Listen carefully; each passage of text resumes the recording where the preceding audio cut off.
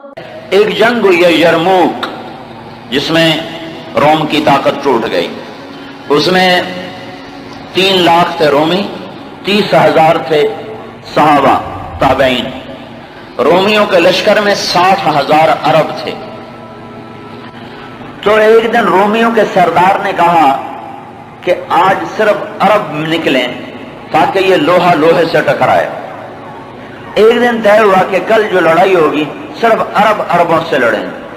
تو یہ خبر پہنچی حضرت خالد کو، تو انہوں نے ابو عبیدہ سے فرمایا مجھے 30 آدمی دے دو، 30، میں 60,000 سے لڑنے جاتا ہوں۔ ابو سفیان کہنے لگے مذاق کر رہے ہو؟ کہ نہیں مذاق نہیں کر رہا ہوں، تو کیوں بزدل بنتا ہے؟ اسلام لانے کے بعد بزدل ہو گیا ہے، جاہلیت میں جبار، اسلام میں بزدل۔ کہنے لگے میں بزدلی کی بات نہیں، انصاف کی بات کرتا ہوں۔ 30 آدمی تھوڑے ہیں، تو نے اگر کچھ کرنا ہے تو 60 لے کے جا، 60 آدمی 60,000 کے لیے، 60 آدمی 60,000 کے لیے۔ کسی فوج کے قانون سے پوچھو، کسی جرنیل سے پوچھو، آج کے پچھلے دور میں 60 آدمی 60,000 سے لڑنے جا رہے ہوں، کوئی ہے عقل میں آنے والی بات؟ تو حضرت ابو عبیدہ فرمانے لگے بھائی خالد 30 تھوڑے ہیں، 60 لے جاؤ۔ کہنے گے بات یہ ہے ابو عبیدہ، اس لشکر میں، تیرے لشکر میں، اس وقت امیر ابو عبیدہ تھے، اس لشکر میں کچھ لوگ ایسے ہیں جن کو میں ذاتی طور پر جانتا ہوں، جب اللہ کے سامنے ایسے ہاتھ اٹھاتے ہیں تو اللہ ان کے ہاتھ خالی واپس کبھی بھی نہیں لاتا۔ اس لشکر میں ایسے لوگ ہیں۔ اس 30,000 کے لشکر میں 1,000 صحابہ تھے اور 29,000 تابعین تھے۔ کم میں جانتا ہوں اسی مجمع میں ہیں، جب وہ یوں ہاتھ اٹھاتے ہیں اور یا اللہ کہتے ہیں تو کبھی اللہ ان کا ہاتھ خالی واپس نہیں لاتا۔ تو حضرت ابو عبیدہ کہنے لگے پھر تو چن لے 60 آدمی۔ حضرت خالد بن ولید نے نام لینے شروع کیا، این فضل بن العباس، سب سے پہلے اہل بیت سے شروع کیا، فضل بن عباس کہاں ہیں؟ این زبیر بن العوام، زبیر بن عوام کہاں ہیں؟ این عمر التمیمی، عمر التمیمی کہاں ہیں؟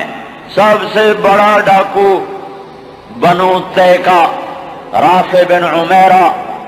اللہ کے نبی نے کیا محنت کی تھی کہ وہ کتنے نمبر پر آ رہا ہے، کن لوگوں میں آ رہا ہے؟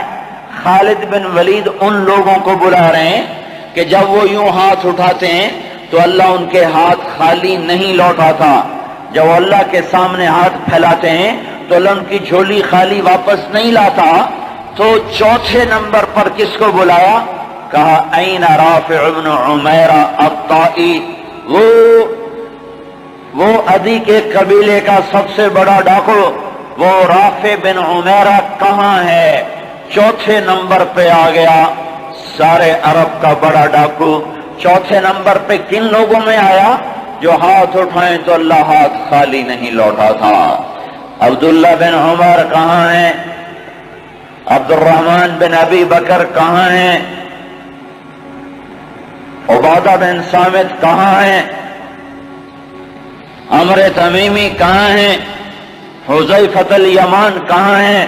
یہ 60 آدمیوں میں سے ایک بھی تابعی نہیں، سب صحابہ ہیں، سارے صحابہ کو نکالا، تابعی ایک بھی نہیں نکالا۔ 44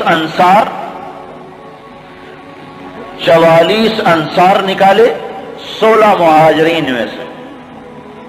تو ایک انصاری کہنے لگا خالد اپنی قوم کو بچاتا ہے، ہمیں آگے کرتا ہے۔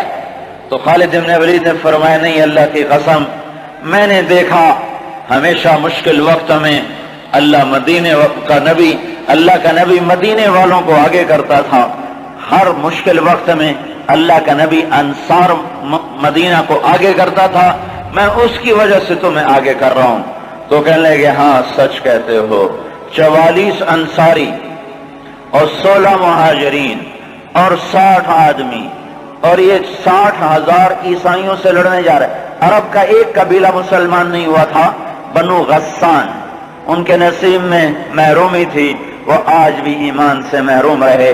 تو یہ 60,000، یہ 60، جب آمنا سامنا ہوا تو وہ سردار کہنے لگا، جبلہ بن ایہم دیکھا ڈر گئے نا، میرا نام سنتے ہی ڈر گئے، دیکھو صلح کرنے آ رہے ہیں مجھ سے صلح کرنے، آج میں ایسی شرطیں رکھوں گا یہ ذلیل ہو جائیں گے۔